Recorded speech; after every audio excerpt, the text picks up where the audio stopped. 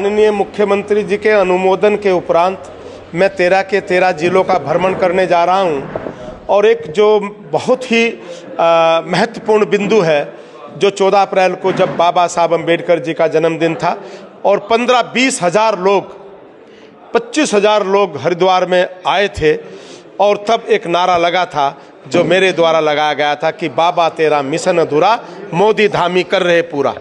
उस विजन को लेकर के हम 200 अम्बेडकर शिविर लगाने जा रही हमारी सरकार। उसमें 95 ब्लॉक और 105 नगर निगम, नगर पंचायत, नगर पालिकाएँ हैं।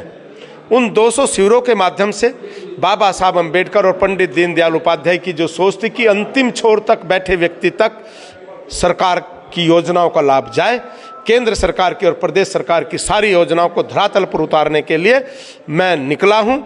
एक कार्यकर्ता के रूप में भारतीय जनता पार्टी के सरकार के एक दायित्वधारी के नाते मैं निकला हूं और गैरसैंण से मैं आज 8 तारीख को मेरी पहली बैठक है, मैं शुरू करने जा रहा हूं। देखिए, छात्रवृत्ति घोटाला ये कांग्रेस और बहुजन समाज पार्टी की सरकार जो मिली जुली थी, जिसमें हमारे यहाँ से भी एक कैबिनेट मंत्री समाज कल्याण मंत्री थे, और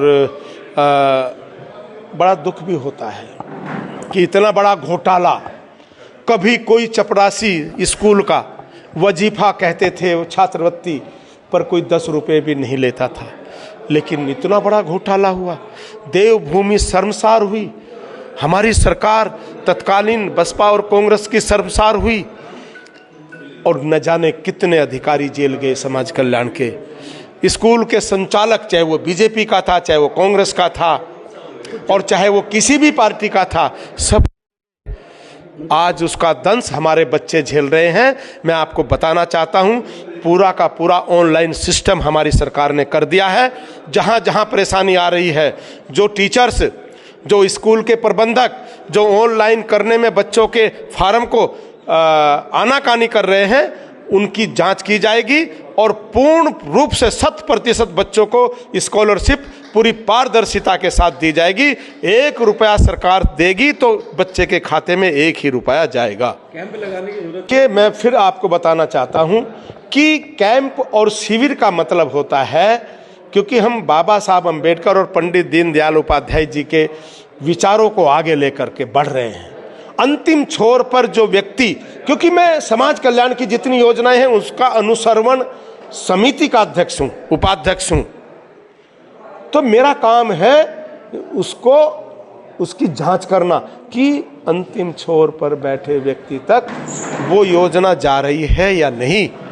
वो शिविर के माध्यम से सभी, जैसे ब्लॉक, नगर पंचायत, नगर निगम, नगर पालिकाएं, कुल 200 शिविर लगने जा रहे हैं। उनकी योजना को मूर्त रूप देने के लिए आज मैं 13 जिलों का भ्रमण शुरू कर रहा हूं।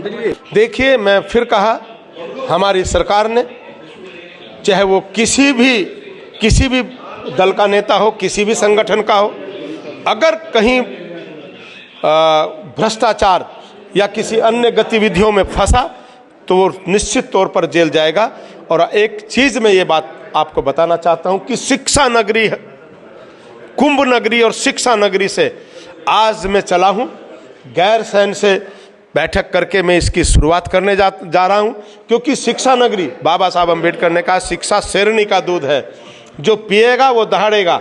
तो मैं आज रुड़की का निवासी होने के नाते रुड़की से चलूंगा और विधानसभा, जो हमारी ग्रीष्मकालीन विधानसभा है, जो हमारी सरकार ने बनाई है, हम उसमें बैठक करेंगे। शुरुआत वहां से हमारी होगी। कि झबरेड़ा विधायक जी को मैं कहना चाहूंगा कि अब उनको 5 करोड़ रुपए मिल रहे हैं। तब हमें 2.5 करोड़ मिलते थे एक साल में, हमें 12.5 करोड़ समथिंग मिले होंगे लगभग, उनको 25 करोड़ मिलने जा रहे हैं। तो 25 करोड़ में का काम उनका दिखाई दे। बेगानी शादी में अब्दुल्ला दीवाना, वो जो हमने घोषणा कराई थी, उन पे अपनी मोहर ना लगाए, उसको अपना काम ना बताए, क्योंकि वो देशराज कनवाल अभी जिंदा है। वो जनता में जाकर के बताएगा कि ये मेरी घोषणा है। मुख्यमंत्री जब झबरेड़ा आए थे और 15-20 हज़ार लोगों के बीच में वो घोषणाएं की थी, जिसको आज पूरी करा रहे हैं। और घोषणा में विधायक का कोई रोल नहीं होता, केवल और केवल घोषणा कराने में विधायक का रोल होता है, जो रोल मेरा रहा है। उसके बाद मुख्यमंत्री अपनी घोषणाओं की खुद समीक्षा करता है, हर महीने उसकी मॉनिटरिंग करता है मुख्यमंत्री। इसमें किसी विधायक की जरूरत नहीं है, वो विधायक का काम है, घोषणा कराने वाले का, जिसने घोषणा कराई, या मुख्यमंत्री जी का है। बेगानी शादी में अब्दुल्ला दीवाना मेरे छोटे भाई हैं। जाती जी, अभी मुझे आप लोगों ने बताया कि लाइब्रेरी की जो उन्होंने घोषणा बनाई है, उसके लिए मैं उन्हें धन्यवाद देता हूँ।